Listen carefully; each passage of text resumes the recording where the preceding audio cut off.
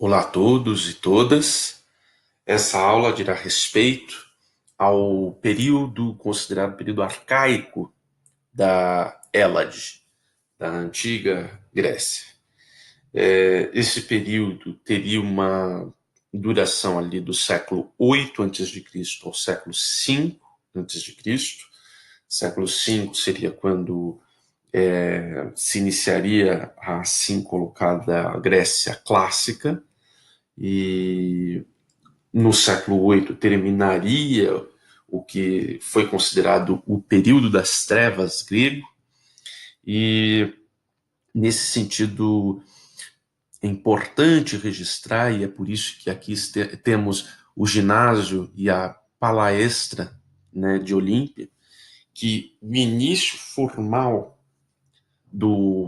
da era arcaica grega se dá a partir do registro colocado por Pausanias, principalmente, da primeira Olimpíada celebrada no território da Hélade. Essa Olimpíada teria ocorrido em 776 a.C., de acordo com os cálculos, e seria uma retomada do processo das Olimpíadas, que teria ali, de acordo com Pausanias, uma origem mítica.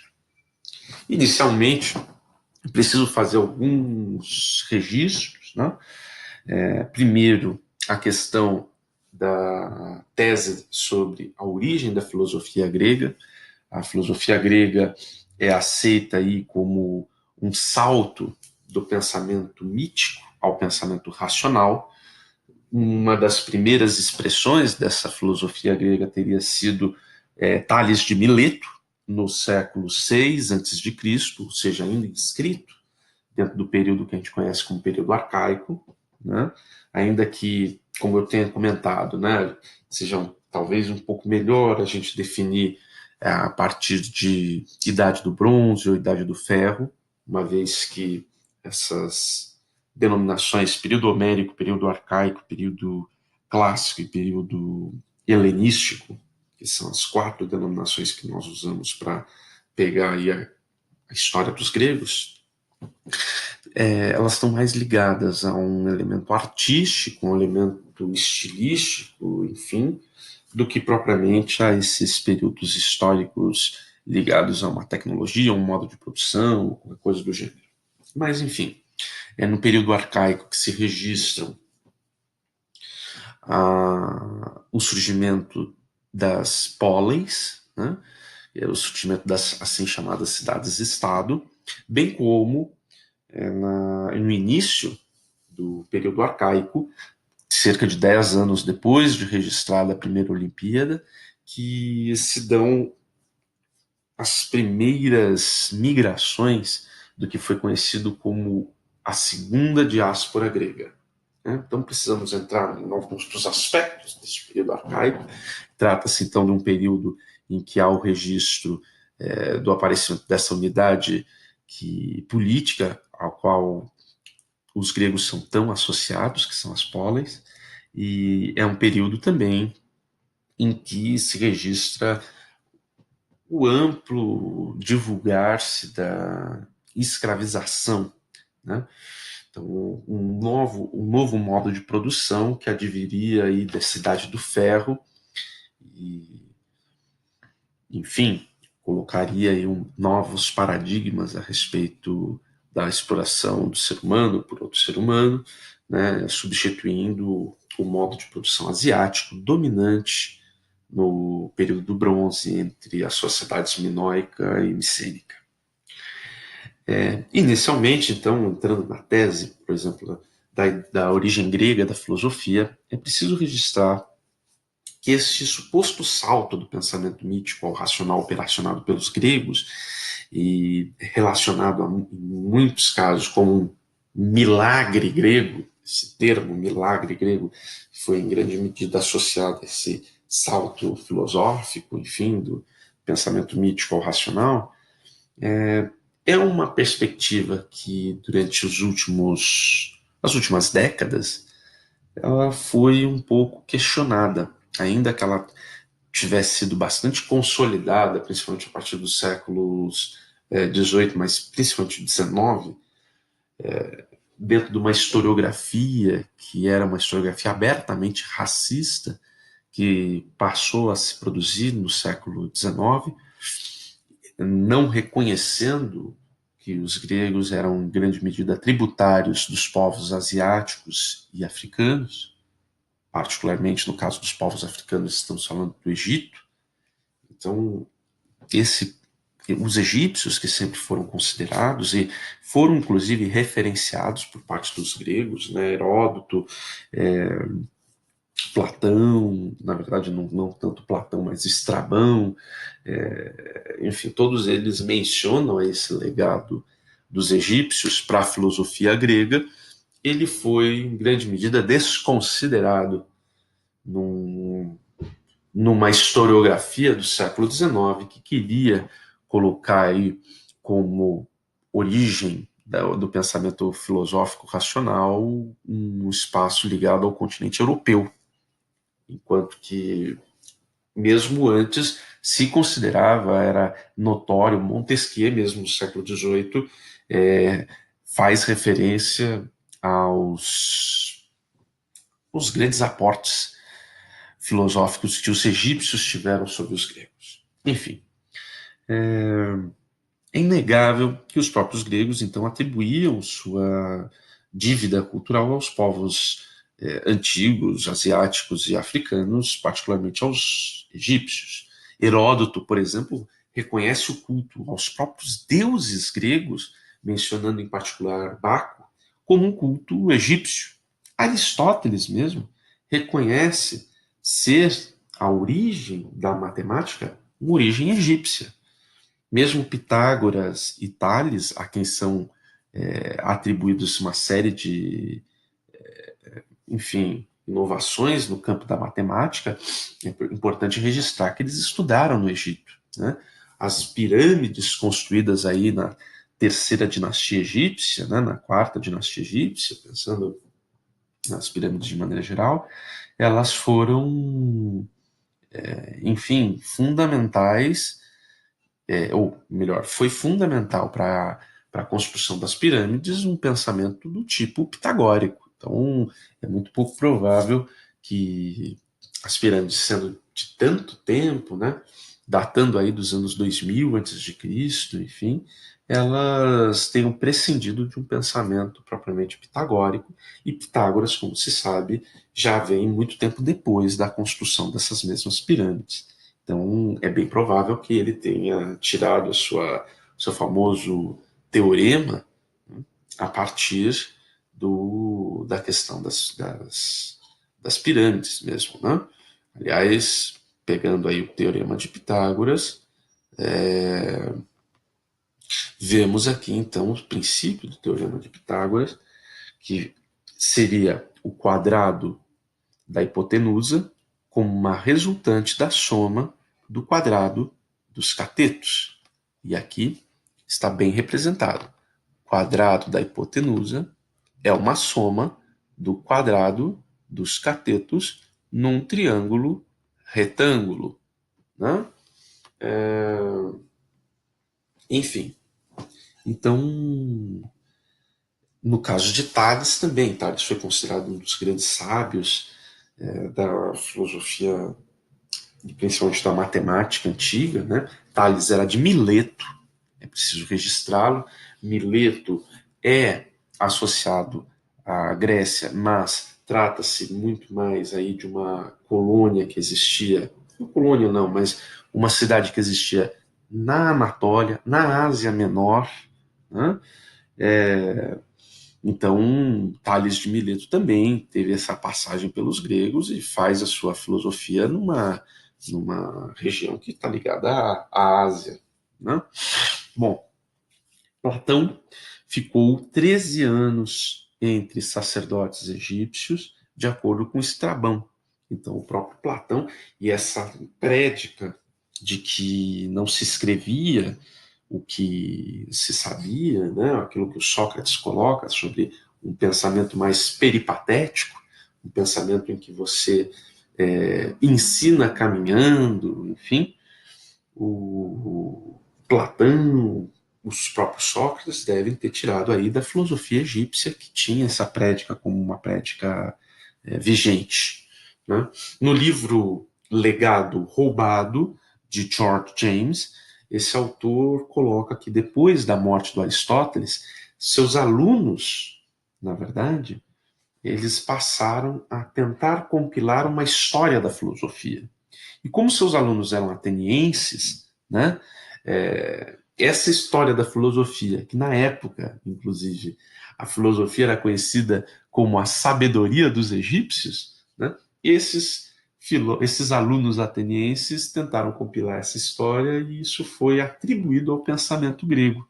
Né, e por ser produzida aí por uma escola aristotélica, aquele saber que por muito tempo, na verdade, tinha sido negado pelos gregos e tinha sido considerado uma inovação de outros povos que falavam línguas estranhas, né?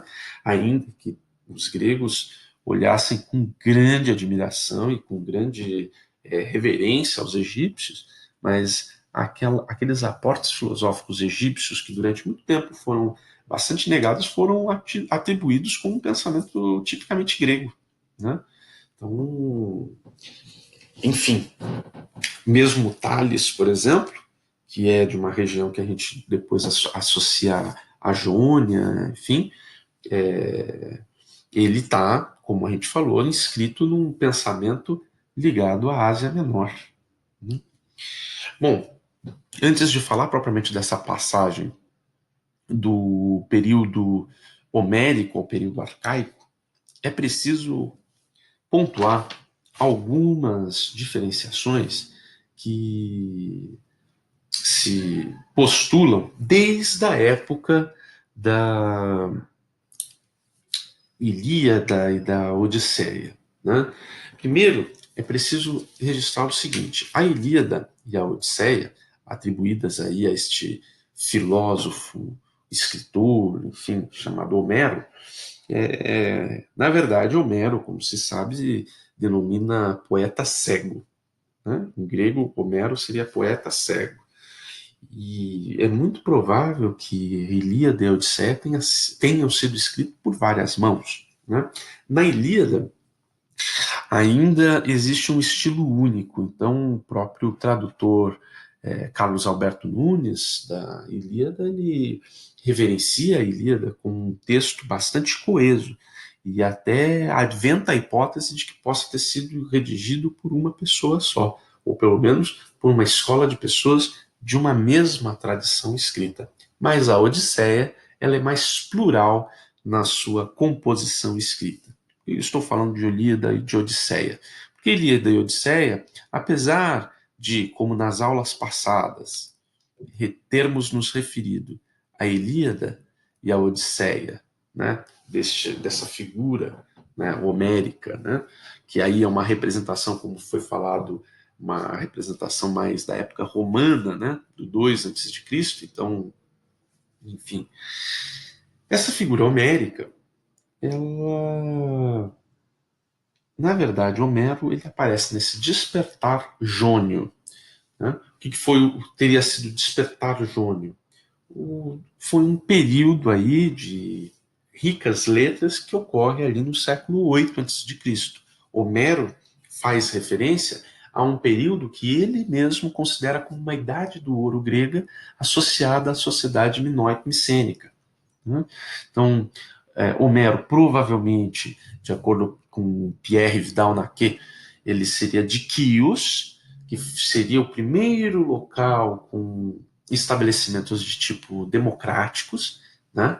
Então não é por um acaso que Homero faz um registro bastante acurado a respeito dos conselhos e assembleias que teriam existido na sociedade minoico-micênica, mas há muitos historiadores que pontuam que Homero não pode ser lido retratando fidedignamente a sociedade minoico-micênica, uma vez que houve bastante ruptura entre o processo de Idade das Trevas, que inclusive vai deixar de lado o antigo escrito grego para um novo escrito que é o Linear B, né? e o período em que se retoma propriamente o processo de escrita, né, dado pela literatura homérica, por exemplo, da Ilíada e da Odisseia. Né? Homero não é o único a fazer registro nessa que ficou conhecida como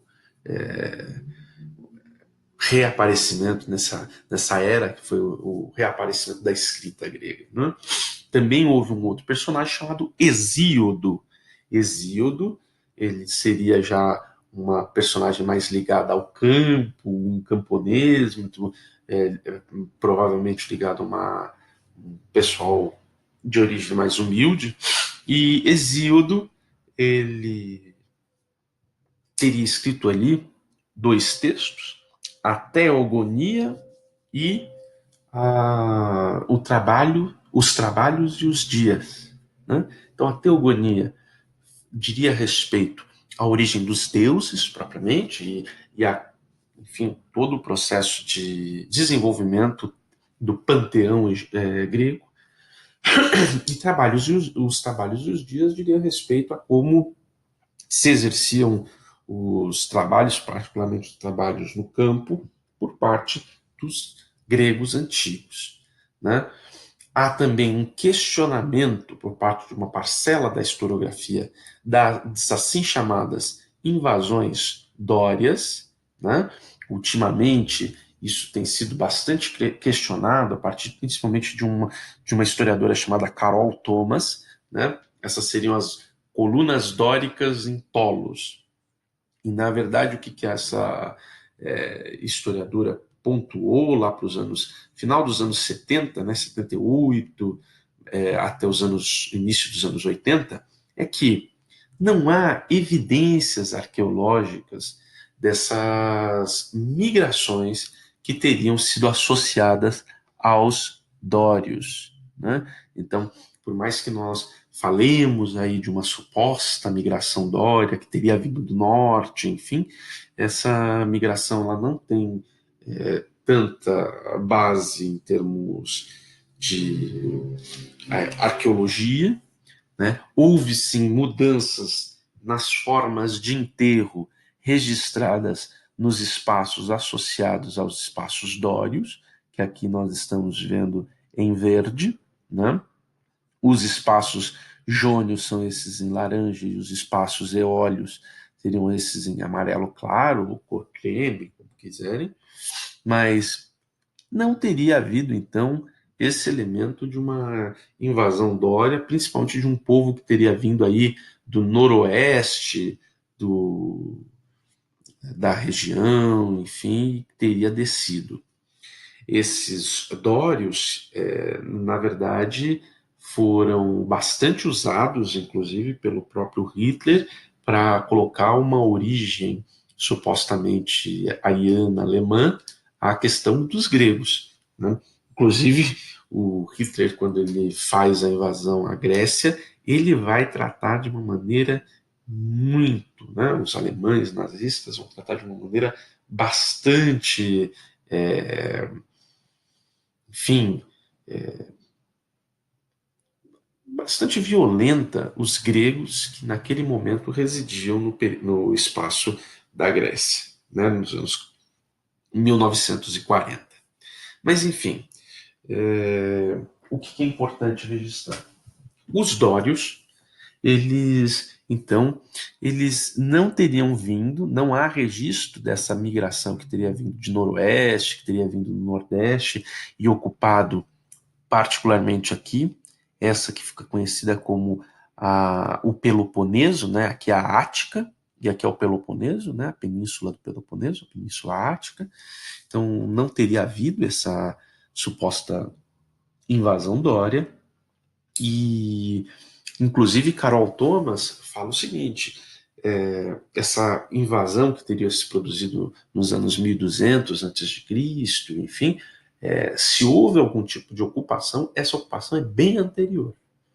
Então, não dá para apenas a partir dessas mudanças nas formas de enterro, que realmente indicam, quando há essas mudanças na forma de enterro, indicam ali uma fusão cultural, indicam esses elementos, não dá para dizer que esses dórios teriam vindo do norte, teriam ocupado essa região, inclusive isso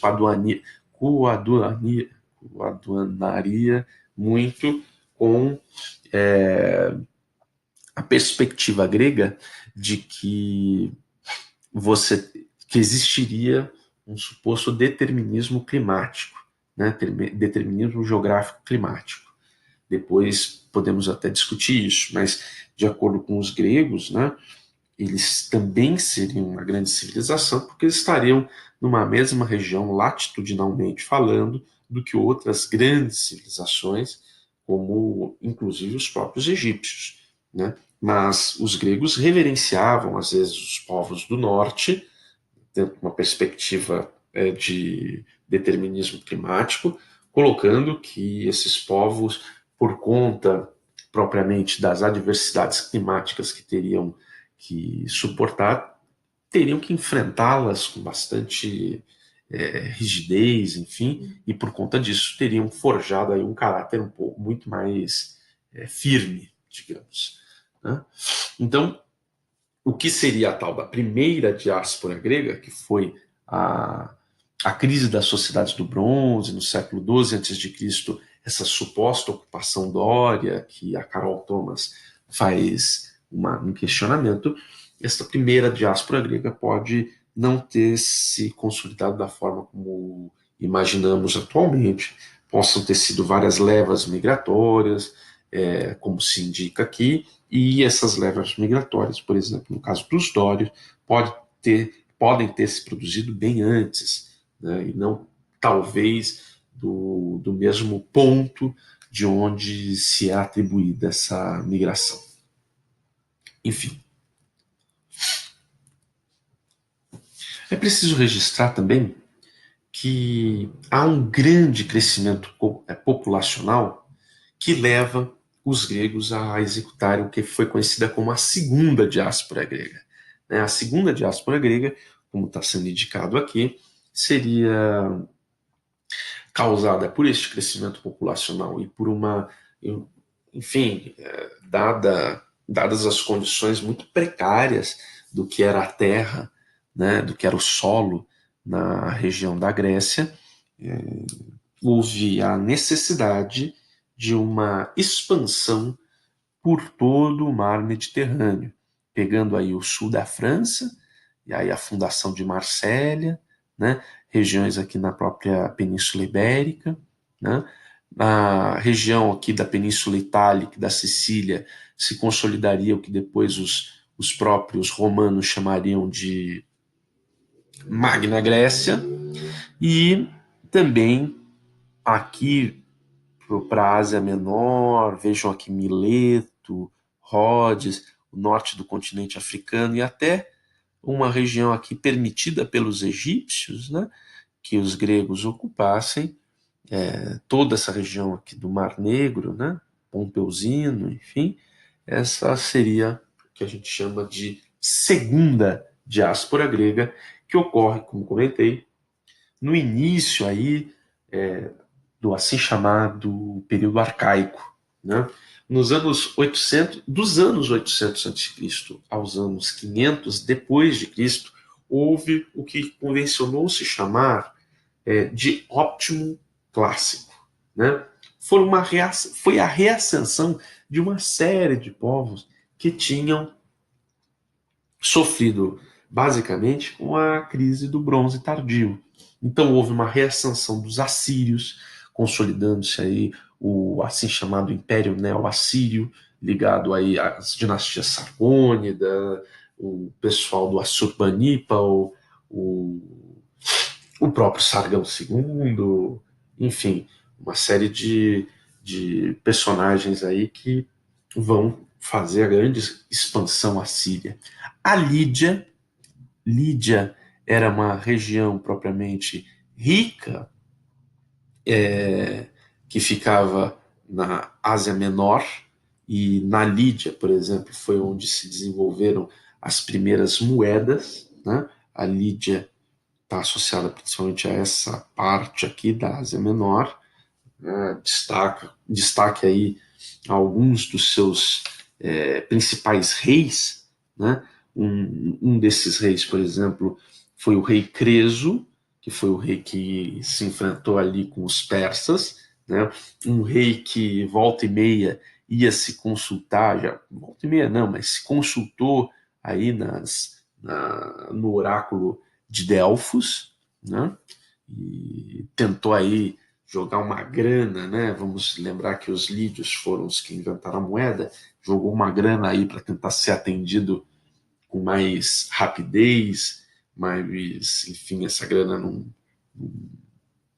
não surtiu efeito, né? Havia uma proeminência, e o oráculo de Delfos, ele atendia primeiro o pessoal de Delfos mesmo, né? Mas, enfim. E o rei Giges, né? O rei Giges, que no ano 680 a.C., aproximadamente, teria sido o personagem responsável pelo advento das moedas, né? Pelo advento, pela criação do sistema monetário. Né? Mas, enfim, há um reaparecimento da Síria, há um reaparecimento da Lídia, né? Ou um desenvolvimento da Lídia, um reaparecimento da Babilônia, né? Do que foram depois os caldeus, o Império Neo-Babilônio, e uma ascensão persa. Né? Os persas, que eram daquela região do Planalto iraniano, que começam a se desenvolver.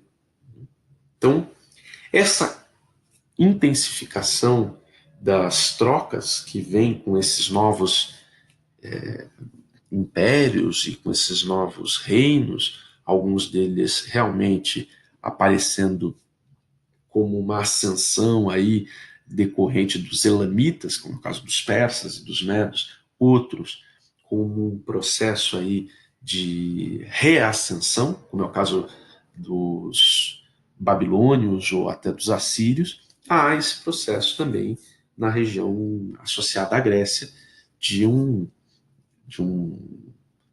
ressurgimento aí da civilização grega, se é que dá para considerar os minoico-micênicos como propriamente tributários aí da questão grega, né? Mas enfim. Há então uma intensificação do comércio nessa região do Mediterrâneo, né? E ela vai beneficiar estes povos de maneira geral, com exceção de quem? Dos fenícios, que em grande medida estavam nessa região aqui, Os fenícios são povos, basicamente, povos ligados ao mar, né? E esses fenícios que tinham aí protagonizado, em grande medida, o comércio nos séculos anteriores, acabam cedendo espaço a essas novas entidades que reaparecem, que aparecem nesse momento. Mas temos aí o que a gente conhece como a segunda diáspora grega, que ocorre aí por volta de 765 a.C., as primeiras colônias vão ser fundadas, como eu comentei, procurando terras com melhores condições do que as existentes na própria Grécia, e aí, principalmente nessa região aí, que é a atual Turquia, a região do Mar Negro, a região aí do sul aí da Península Ibérica, do sul da atual França, do sul da Península Itálica, temos aí o desenvolvimento bastante rico dessas colônias gregas, né? Advindas aí do crescimento populacional não contabilizado e que não conseguiu ser otimizado aí pelo território grego. Enfim, como conclusão, a partir deste mapa é possível fazer uma reflexão sobre o que Platão escreve no seu texto Fédon. Em Fédon, Platão escreve o seguinte: nós outros, moradores da região que vai do Fases às colunas de Hércules é como eles chamam aqui essa parte do Estreito de Gibraltar. Fases é bem provável que seja associado aí à questão do Mar Negro. Então, nós outros, moradores da região que vai do Fases às colunas de Hércules, ocupamos uma porção insignificante da Terra, em torno do mar, à feição de formigas e rãs na beira de um charco. Então ele faz a comparação com formigas e rãs na beira do charco. Os gregos seriam então sapos em torno de um charco, em torno de uma lagoa, em torno de um pântano. E que seria esse pântano? O próprio mar Mediterrâneo, que recebe este nome porque está no meio das terras conhecidas da época. Por isso, Mediterrâneo. Né? Então, os gregos seriam então esses sapos na lagoa, essas formigas e sapos em torno do charco, de acordo com o Fédon de Platão. Muito obrigado.